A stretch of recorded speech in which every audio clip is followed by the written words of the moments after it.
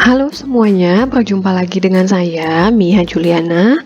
Hari ini kita akan melanjutkan pembelajaran kita itu mengenai sistematika penulisan. Ya, jadi setelah kita mempelajari kenapa harus menulis, apa pentingnya menulis, kita harus belajar mengenai sistematika dalam penulisan. Sistematika dalam penulisan ini bisa kita pakai dalam banyak tulisan, gitu ya. Hampir semua bentuk tulisan seperti karya ilmiah, jurnal atau artikel ilmiah atau skripsi gitu, itu banyak menggunakan secara garis besar sistematikanya hampir sama. Ya, ada beberapa topik yang akan saya bahas di sini, itu ada 5. Yang pertama adalah kita akan membahas tentang struktur penulisan karya ilmiah, metodologi penelitian karya ilmiah. Ketiga adalah pengumpulan dan pengolahan data. Yang keempat adalah menulis pembahasan yang baik itu seperti apa. Dan yang kelima adalah bagaimana kita menarik kesimpulan dari tulisan kita. Kita langsung masuk. Yang pertama yang harus kita bahas terlebih dahulu adalah kita mantapkan terlebih dahulu adalah sebenarnya menulis karya ilmiah itu kita membuat sebuah tulisan yang bentuknya sistematis. Jadi tidak misalnya urutannya adalah kalau sistematis itu berdasarkan urutan maksudnya ya ABC tetapi kita lompat CBA, nggak boleh. Jadi harus tetap ABC. Nah, syarat minimal sebuah karya itu dikatakan karya ilmiah itu adalah pertama, otomatis menggunakan bahasa tulis sebagai media penyampaian informasinya. Yang kedua adalah karena namanya karya ilmiah, maka dia akan membahas konsep ilmu pengetahuan di dalamnya. Gitu. Jadi kalau yang namanya karya ilmiah, dia erat kaitannya dengan ilmu pengetahuan di dalamnya. Yang ketiga adalah harus disusun secara sistematis. Dan yang keempat adalah itu akan dituangkan menggunakan bahasa Indonesia yang baik dan benar.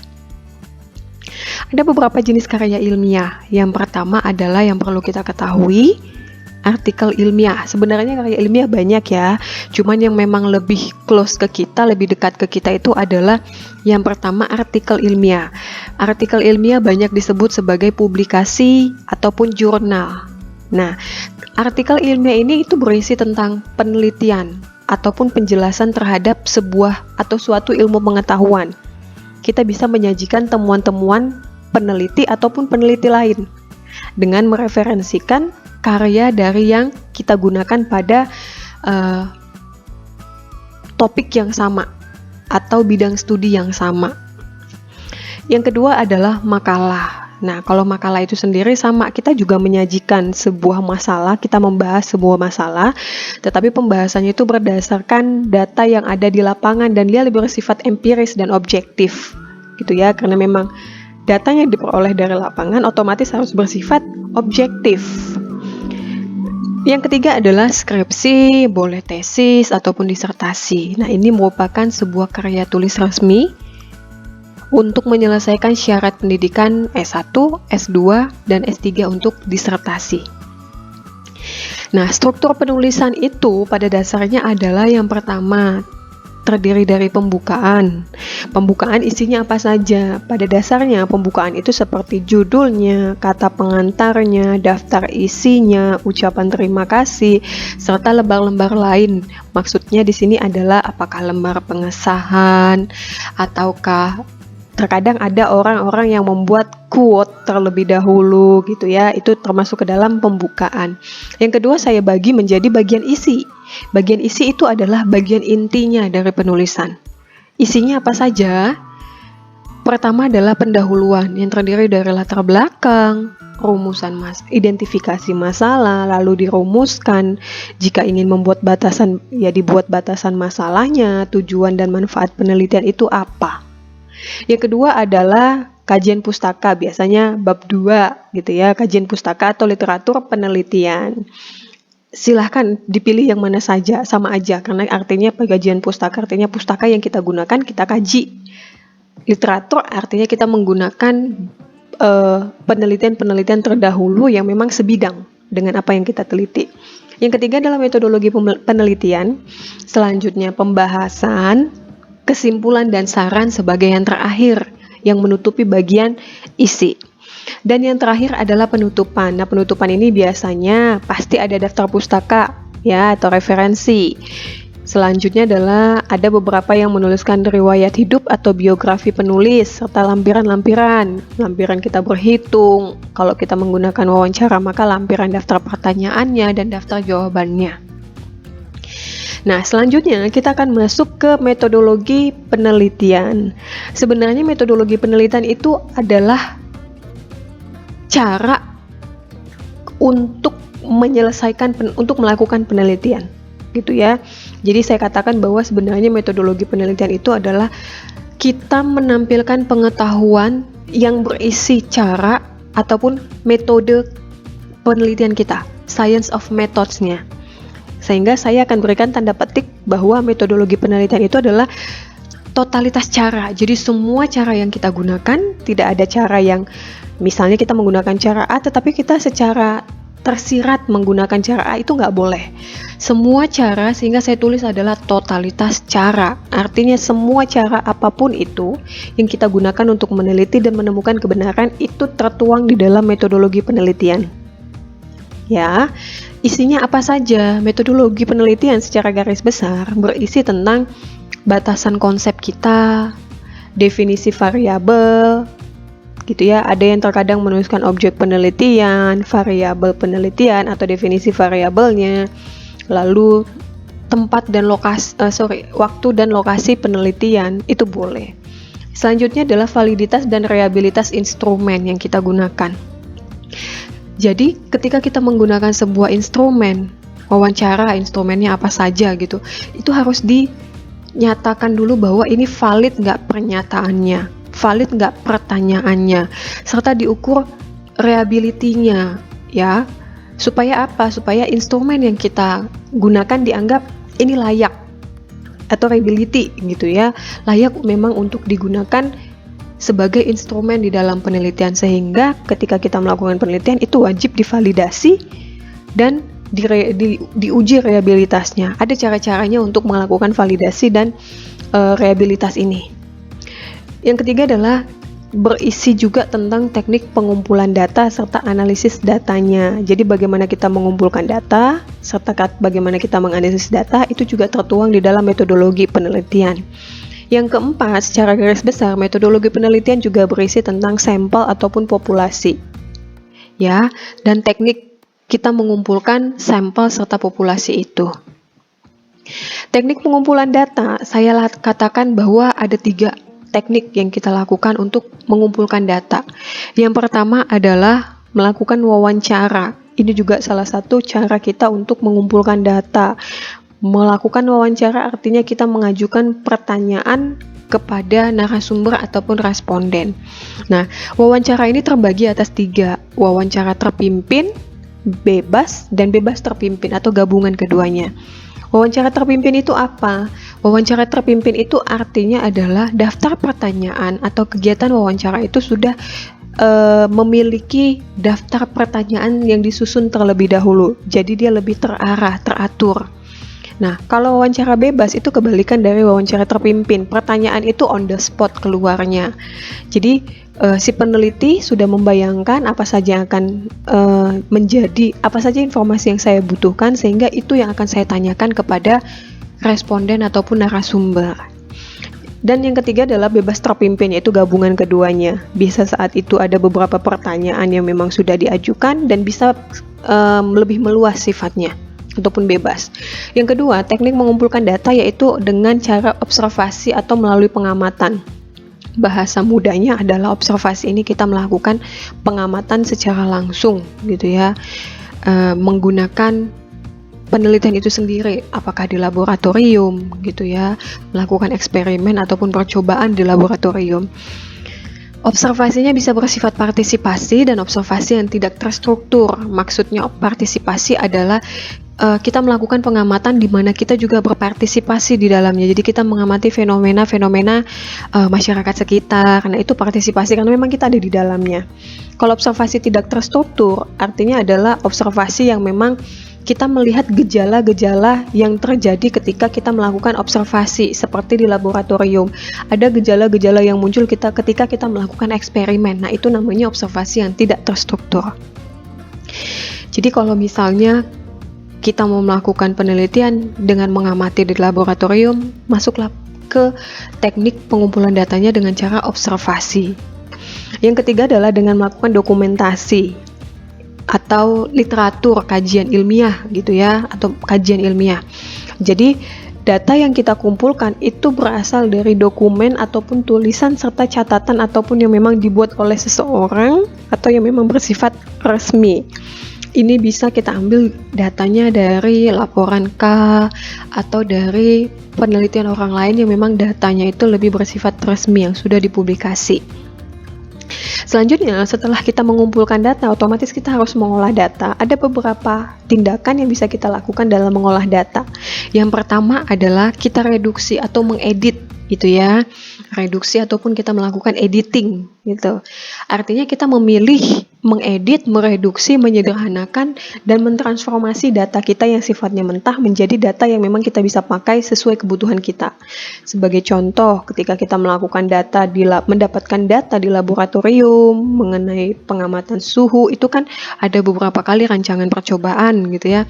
Nah, itu kita transformasikan data mentah itu dengan percobaan dilakukan 10 kali atau 3 kali, kita edit ataupun kita pilih dan kita reduksi ataupun kita olah sehingga data ini menjadi data yang bisa kita gunakan dan kita tampilkan di karya kita. Yang kedua adalah setelah kita mereduksi mana data yang bisa kita gunakan, mana data yang tidak bisa kita gunakan, kita sajikan. Jadi penyajian ini adalah mengumpulkan informasi yang disusun secara narasi.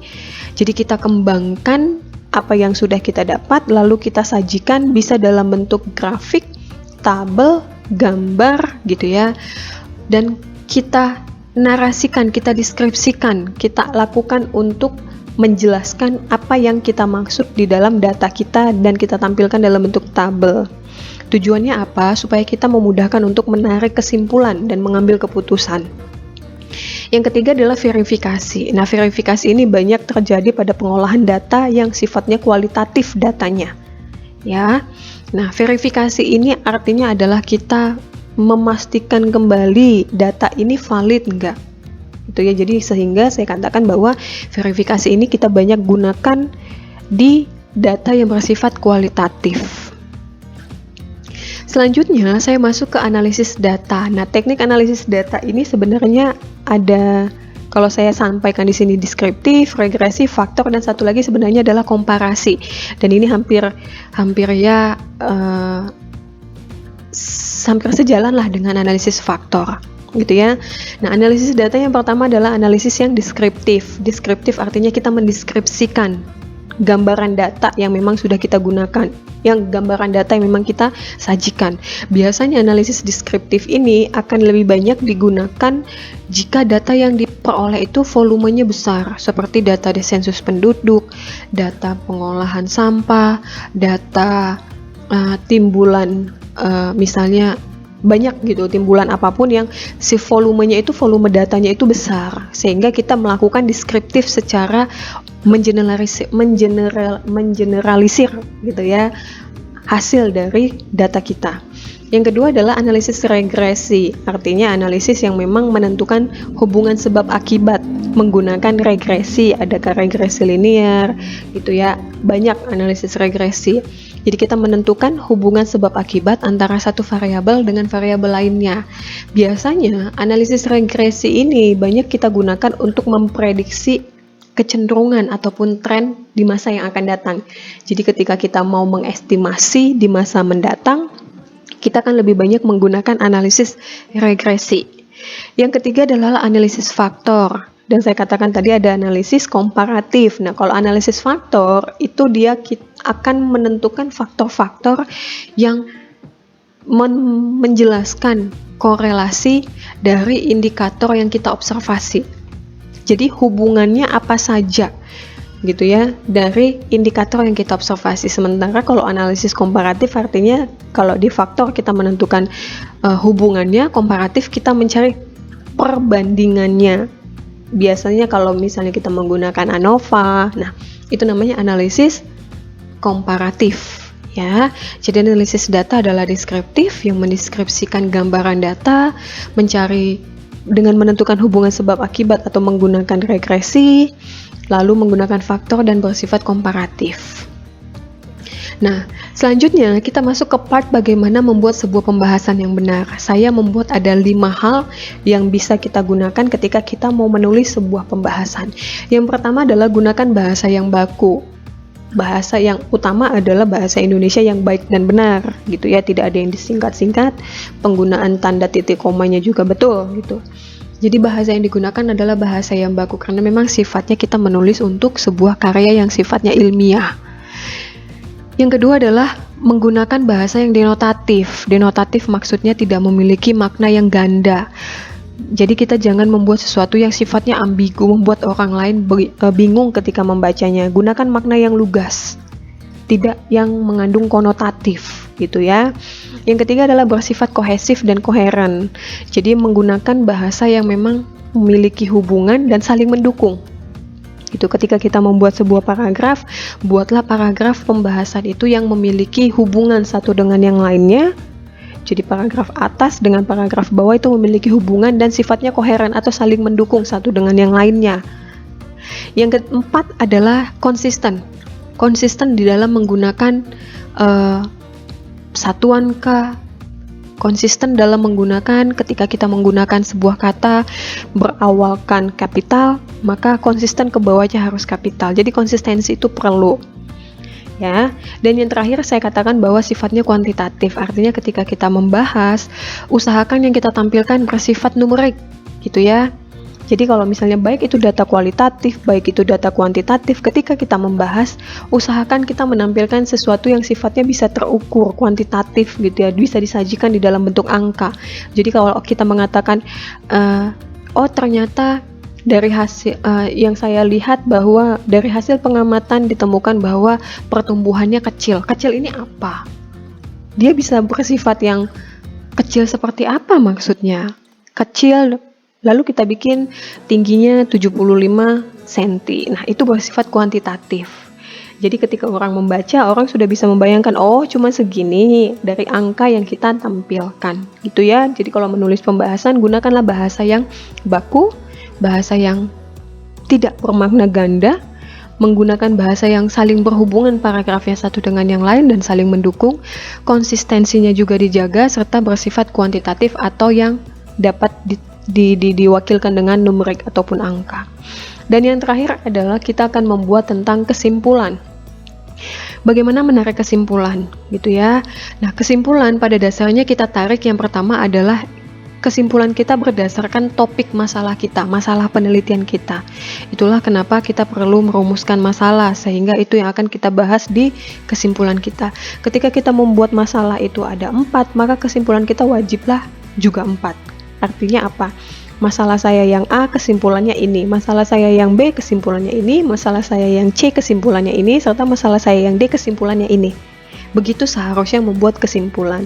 Nah, cara menarik kesimpulan itu yang pertama saya katakan mengemukakan ulang topik dan masalah penelitian. Jadi ketika kita membuat kesimpulan, usahakan kesimpulan itu ada kata pengantarnya. Pengantarnya itu yaitu topik yang di awal kita ringkas sedikit dan kita tampilkan di kesimpulan kita. Yang kedua adalah ringkaslah poin-poin penting dalam penelitian. Jadi pada dasarnya kesimpulan adalah menjawab permasalahan kita dalam penelitian dan kita ringkas dalam bentuk poin-poin yang penting gitu ya. Dan yang ketiga adalah kita paparkan implikasinya. Implikasinya apa terhadap hal yang memang memiliki hubungan dengan penelitian kita. Lalu bila perlu kita katakan sebagai saran untuk penelitian yang selanjutnya. Ada beberapa yang harus kita hindari ketika kita mau membuat sebuah kesimpulan. Yang pertama, jangan menggunakan awalan sebagai penutup. Nah, kesimpulan itu bukan penutup, tetapi akhir bagian dari isi, tetapi dia bukan penutup. Jadi hindarilah menggunakan awalan sebagai penutup. Yang kedua, hindari menggunakan menurut pendapat saya, gitu ya. Kalau kita menggunakan menurut pendapat saya, artinya ini bukan berdasarkan ilmu pengetahuan. Sementara karya ilmiah adalah berdasarkan ilmu pengetahuan, gitu, mengandung ilmu pengetahuan. Artinya kita memiliki informasi yang sifatnya benar dan bisa diuji kebenarannya. Kalau menurut pendapat saya ya artinya ini bukan sesuatu yang sifatnya ilmiah, gitu ya. Serta yang terakhir adalah hindarilah menggunakan kalimat yang bertele-tele. Bertele-tele artinya panjang lebar, muter-muter gitu ya. Jadinya kesimpulannya nggak jelas gitu. Gunakan kalimat yang to the point karena namanya juga kesimpulan. Hanya perlu adalah poin-poin penting dari semua yang sudah kita bahas. Kalau mau berbicara bertele-tele ya itu sampaikanlah di pembahasan gitu ya. Oke, cukup di sini untuk sistematika penulisan karya ilmiah. Saya sampaikan. Terima kasih banyak.